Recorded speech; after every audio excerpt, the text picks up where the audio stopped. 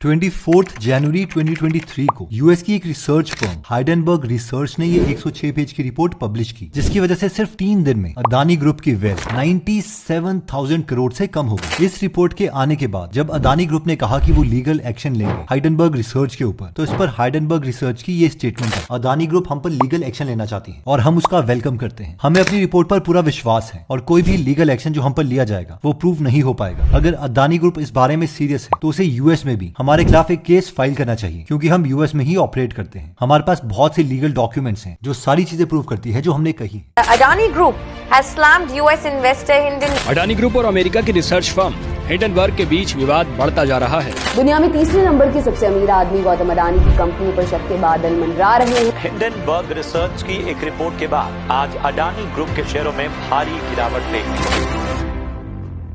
Okay, तो इस video में सारी चीजें हाइडेनबर्ग रिसर्च से ली है जो कि इस यूआरएल पर अवेलेबल है। तो इस वीडियो में मैं अपने कोई थॉट्स नहीं रखूंगा, बस हम इस वीडियो में 7 मेन पार्ट्स के बारे में डिस्कस करेंगे जो इस रिपोर्ट में दी गई है। हाइडेनबर्ग रिसर्च न्यूयॉर्क की एक कंपनी है जो ऐसी रिपोर्ट्स निकालती रहती है ताकि जब उस कंपनी का प्राइस गिरे तो वो उसके शेयर्स को शॉर्ट कर सके, जिससे हाइडेनबर्ग रिसर्च को फायदा होगा। आई एम स्टिल ऑप्टिमिस्टिक कि ये सारी चीजें फाइनली सॉर्ट हो जाएंगी। इस रिपोर्ट के 7 मेन पार्ट्स में अदानी ग्रुप के ऊपर एलिगेशंस हैं कि उन्होंने शेयर प्राइस की मैनिपुलेशन की और अकाउंटिंग फ्रॉड किए हैं, और रिपोर्ट के एंड में अदानी ग्रुप से 88 क्वेश्चंस पूछे गए हैं। अगर आप साफ हो तो इनका आंसर दो। अब ये 2 चार्ट्स दिखाते हैं कि किस रेट से गौतम अदानी की वेल्थ इंक्रीज हुई और किस रेट से सब कंपनीज के शेयर प्राइस इंक्रीज हुई। पार्ट 1, इस पॉइंट में अदानी ग्रुप के ऊपर एलिगेशन कि अदानी ग्रुप ने इंडिया के बाहर शेल कंपनीज बनाई हुई जो कि इंडिया में अदानी ग्रुप की कंपनीज में शेयर्स ओन करती हैं, जो कि सेबी रूल के खिलाफ है। देखो, सेबी यानी security and exchange board of India के अकॉर्डिंग किसी भी पब्लिकली लिस्टेड कंपनी में कंपनी के प्रोमोटर्स का शेयर 75% से ज्यादा नहीं होना चाहिए, यानी पब्लिक और बाकी म्यूचुअल फंड्स कम से कम उस कंपनी का 25% ओन करने चाहिए। ऐसा इसीलिए है क्योंकि अगर प्रोमोटर्स के पास बहुत कंट्रोल आ गया तो वो खुद ही इनसाइडर ट्रेडिंग करके शेयर का प्राइस मैनिपुलेट कर सकते हैं। लेकिन अदानी जी की 4 कंपनीज 75% के बहुत करीब है और अदानी विल्मर में प्रोमोटर्स के पास 87.94% है, जिन्हें 2025 तक का टाइम दिया गया है कि वो इस कंपनी में अपना शेयर कम करके 87.94 से 75% ला सकते हैं। अब हम बोलेंगे कि 75% के आसपास ही है ना, 75% से ज्यादा तो नहीं। तो इस रिपोर्ट में एलिगेशंस ये हैं कि एक्चुअल में मॉरिशस में काफी ऐसे फंड्स हैं जो कि सिर्फ अदानी ग्रुप ही कंट्रोल करता है। फॉर एग्जांपल, ये एपीएमएस इन्वेस्टमेंट फंड है मॉरिशस का, उसने अपने पूरे फंड का 99.4% पैसा यानी $2.3 बिलियन सिर्फ अदानी ग्रुप में ही इन्वेस्ट किए हैं। वैसे ही क्रेस्टा फंड ने 89.5%, एलटीएस इन्वेस्टमेंट फंड ने 97.9% इन्वेस्ट किए हैं, 9% इन्वेस्ट किए हैं एंड सो ऑन। और ये बाहर की फंड कंपनी अदानी में ही अपने सारे पैसे क्यों इन्वेस्ट करेगी? इसे तो कोई एवरेज इन्वेस्टर भी बता सकता है कि ये मॉरिशस की फंड कंपनी अदानी ग्रुप ही कंट्रोल करते हैं। और अगर ये एलिगेशंस ट्रू है तो अदानी ग्रुप की ये चारों कंपनीज को डीलिस्ट किया जा सकता है और मार्केट में इसके शेयर्स नहीं बिकेंगे। पार्ट 2 में इस रिपोर्ट में बोला गया है कि पास्ट में भी अदानी ग्रुप ने बहुत सारे शेयर प्राइस को मैनिपुलेट करवाया है। इस रिसर्च में वो पास्ट के 3 केसेस बता रहे हैं। पहला केस है 1999 से 2001 का, the Ketan Parekh Adani stock rigging scam. इस केस में हुआ यह था कि केतन पारेख एक स्टॉक ब्रोकर थे जिन्होंने नवंबर और दिसंबर 1999 में सिर्फ 6 हफ्तों में अदानी का स्टॉक प्राइस मैनिपुलेट करके 495 रुपीज से 1300 रुपीज तक करवा दिया था, और फिर दोबारा से मई और जुलाई 2000 में अगेन प्राइस को 570 से 1111 रुपीज कर दिया। इसीलिए इनको स्टॉक मार्केट से 14 साल के लिए बैन कर दिया गया। इतना ही नहीं, सेबी की जब मई 2007 में रूलिंग्स आई तो अदानी प्राइवेट कंपनी और प्रोमोटर्स को भी 2 साल के लिए बैन कर दिया गया कि वो कोई सिक्योरिटीज को खरीद और बेच नहीं सकते। केस 2,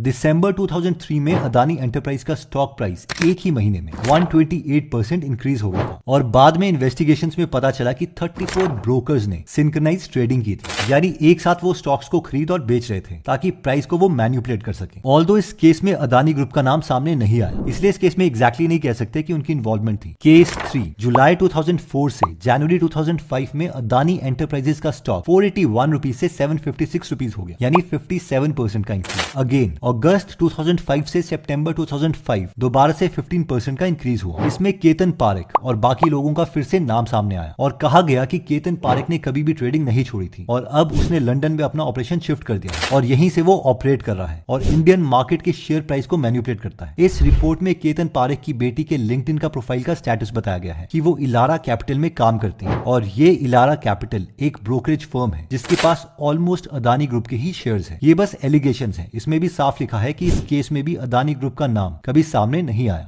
पार्ट 3 इस पॉइंट में लिखा है कि कैसे अगर अदानी ग्रुप को इंडिया में अपनी कंपनीज का प्रॉफिट या कैश फ्लो ज्यादा दिखाना है तो वो मॉरिशस में अपनी कंपनी से दिखाती हैं कि उन्होंने कुछ ट्रांजैक्शंस करी हैं इंडिया में अदानी ग्रुप की कंपनीज के साथ, जिससे अदानी ग्रुप के पास पैसे आ गए और उनका प्रॉफिट इंक्रीज हो गया। और जब ये डील होती है तो बैलेंस शीट में ये नहीं दिखता है कि एग्जैक्टली पैसे कहां गए। इसमें एलिगेशंस लगाई हैं कि गौतम अदानी के भाई विनोद अदानी की इंडिया से बाहर मॉरिशस में कम से कम 38 शेल कंपनीज हैं जो सिर्फ इंडिया के अदानी ग्रुप के साथ डील करती हैं। इसके लिए हाइडेनबर्ग रिसर्च कहती है कि इन्होंने सारी मॉरिशस की कंपनीज का डेटा निकाला था और उन्होंने देखा कि इन सारी कंपनीज का डोमेन ऑलमोस्ट सेम दिनों में खरीदा गया है और सबका टेम्पलेट भी ऑलमोस्ट सेम है और बिजनेस के बारे में सेम सी चीजें लिखी है जैसे कि कंजप्शन अब्रॉड या फिर कमर्शियल प्रेजेंस। हाइडेनबर्ग रिसर्च ने इस रिपोर्ट में 8 ऐसी ट्रांजैक्शंस दिखाई है कि कैसे पैसे अदानी ग्रुप से बाहर या अंदर लाए जा सकते हैं। अब हम 8 की 8 ट्रांजैक्शंस तो नहीं देखेंगे, लेकिन हम एक एक ट्रांजैक्शन देख लेते हैं, एक मनी इन का और एक money out, money in transaction. इस पॉइंट में एलिगेशंस है कि गौतम अदानी के 30 साल से दोस्त रहे उत्कर्ष शाह प्रमोटर हैं एक कंपनी के जिसका नाम है आदि ग्रुप। अब ये जो आदि कॉर्प एंटरप्राइजेस है ये एक छोटी कंपनी है जिसका 2020 का रेवेन्यू 63 करोड़ था और प्रॉफिट सिर्फ 80 लाख रुपए। इस कंपनी को अदानी ग्रुप ने 620 करोड़ रुपए का लोन दिया 2020 में। ये चीज अदानी ग्रुप के लेजर्स में तो नहीं दिखी, लेकिन आदि कॉर्प एंटरप्राइजेस प्राइवेट लिमिटेड में थी। अब इतनी छोटी कंपनी को अगर ये लोन वापस करना है वो भी बिना इंटरेस्ट के, तो उन्हें 900 साल लग जाएंगे। अब इस आदि कॉर्प एंटरप्राइज ने 2020 में ही 610 करोड़ रुपए अदानी पावर को लोन में दे दिए, जो कि आदि कॉर्प का 98% पैसा। इन शॉर्ट पैसे घूम के वापस अपनी कंपनी में आ गए। मनी आउट ट्रांजैक्शन, इस एलिगेशन के अकॉर्डिंग जब 2009 में अदानी पावर महाराष्ट्र इंडिया में 1980 मेगावाट त्रियोदा प्रोजेक्ट बना रहे थे, तब मॉरिशस की एक शेल कंपनी है ग्रोमोर ट्रेड एंड इन्वेस्टमेंट के नाम से। इन्होंने अप्रोक्सीमेटली $128 मिलियन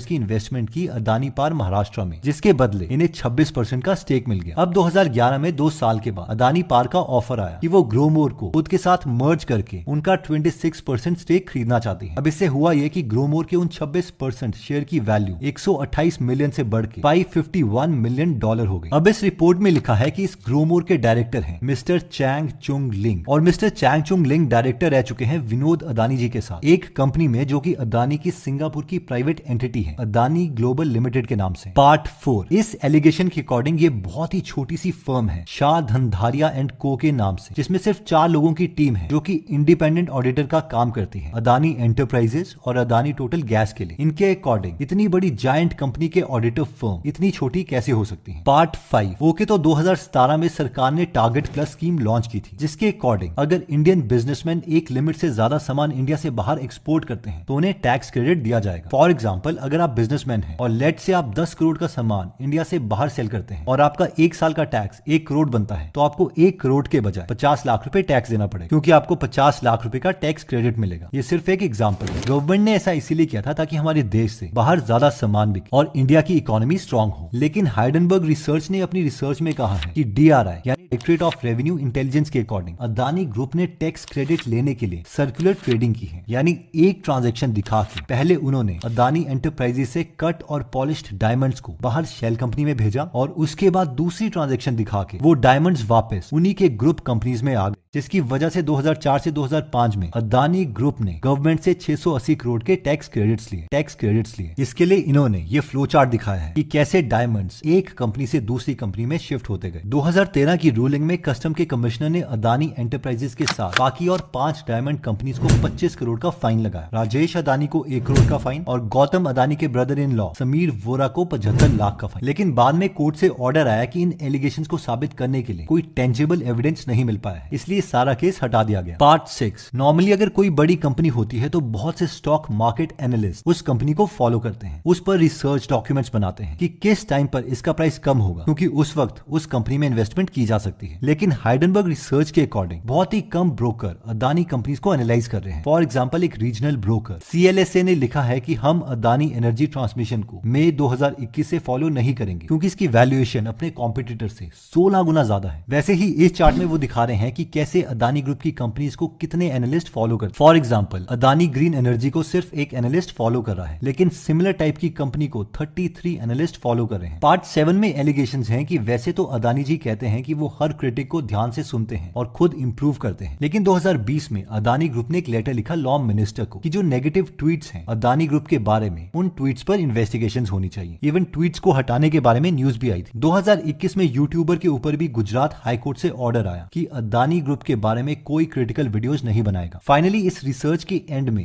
88 क्वेश्चंस हैं जो अदानी जी से पूछे गए हैं और इवन रिसेंटली अदानी ग्रुप ने इनके आंसर भी दिए हैं। इन दोनों रिपोर्ट्स का लिंक हमने डिस्क्रिप्शन में दे दिया है।